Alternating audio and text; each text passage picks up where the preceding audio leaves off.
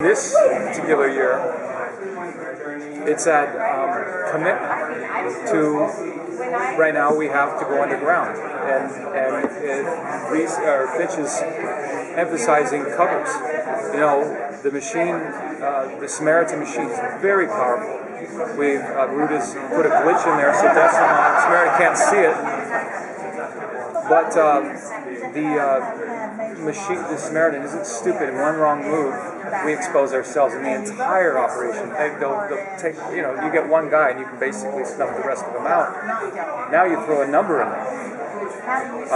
And that number is, maybe this guy has to die in order to save the rest of all the other numbers that are coming up.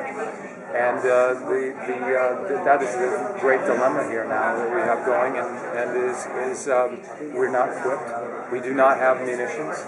We do not have money. We cannot communicate because on the cell they'll hear. We have to talk in a certain code.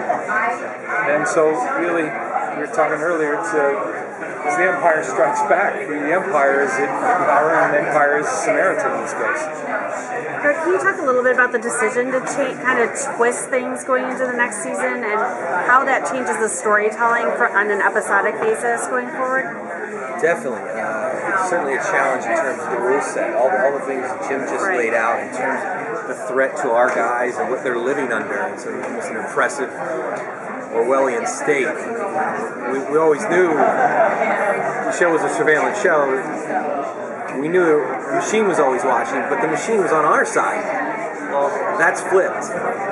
Now there's another machine, and it's very difficult. I think one of the things we were just talking about was during the Arab Spring, the governments in a number of those countries had used social media and surveillance to basically track people that were organizing. And it became extremely difficult for individuals to operate or organize in any fashion without being rounded up, incarcerated, maybe tortured, or killed. And I think our guys are in a very similar situation. Only there's an even more powerful machine that's watching and listening all the time. And it's going to be a real challenge for our guys to find a way to communicate, to find a way to get together, even just these moments. And for a character like John Reese, you have a new name, you have a new profession, you have to maintain these things. It's like you have to hide in plain sight. You can't just be the man in the suit anymore. You have a day job. Same with Shaw. And when you have operators like Shaw or Reese, it's like caging a lion. It's like telling a shark to stop swimming. And I think that becomes untenable for those characters after a certain point in time, especially when a number comes out. And there's a conflict between Reese and Finch. Finch's relative disillusionment last year after the machine told him to kill the congressman. He's still experiencing residual disillusionment with the machine, or understanding what it wants them to do going forward. And for a character like John Reese, I think it's like, well, how could we just stand idly by if there's a bottleneck of numbers and all of a sudden they come up? How are we going to be able to go out and protect these people or intervene now? And that's sort of a fun challenge going forward. Will there be computer-to-computer kind of warfare as well? There already are versus, because basically the one, you have the relevant cases, and you have irrelevant. The machine is one to protect any irrelevant people. I used to be a bit of a machine myself, where I did the mission. I did my duty, and what was relevant was the relevant mission, and then forget about the other guys. And this Finch gave me the opportunity to change and to save those lives. So the risk was, I don't lose my own life. I'm a dead person anyway. I've been dead for a long time. This makes me alive. But to what extent do I risk to protect all these other lives that are out there, that are numbers that are going to come up? Am I going to harm the entire mission completely by shutting it all down? There's always, you find one guy You know, you go down, you know, you find one guy that is in the spy network, you get a hold of his black book, and all of a sudden, well, you get this guy, and you get that guy, and you basically sift them all out. Greg, in previous seasons there was like a malware that was sort of injected into the machine to kind of make it reboot. Is that possibly an idea that could maybe be introduced to disrupt Samaritan later on? Kind of, you know, fight fire with fire. You're smart. You're very smart. There's a kryptonite has to be built in there somewhere. We have to find a way to fight back against Samaritan. You're going to be one of our new writers. Yeah, there you go.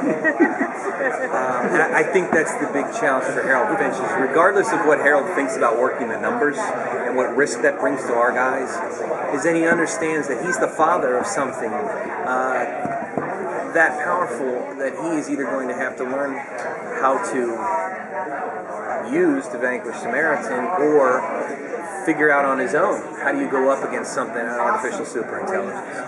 And you know what's great about, I think, where we're headed now, you know, the library's gone, glass shattered, our guys, there's a diaspora.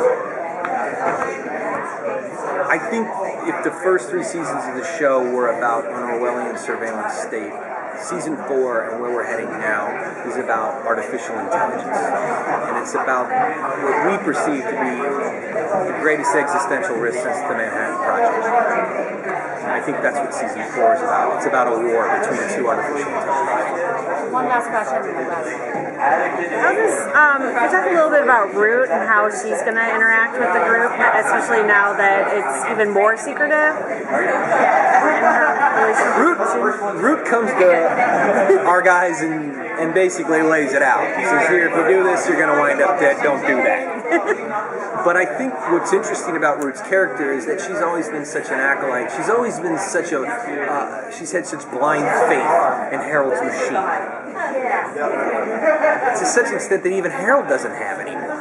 And I think what could be really interesting around episode 5 is a Root storyline with some really cool flashbacks that start to show some cracks in that relationship between Root and the machine. And maybe a questioning of our faith in terms of where is it? What's it doing? How's it? Why isn't it helping us? And it's something I think that Harold Finch has always known. And he cut off its memory. He told it, don't just protect me, protect everyone. Harold Finch has been through the development, the coding of the machine from day one. He's understood it on a deeper level than Root ever has. And I think it's going to be a really interesting collision between those 2 characters come episode 5.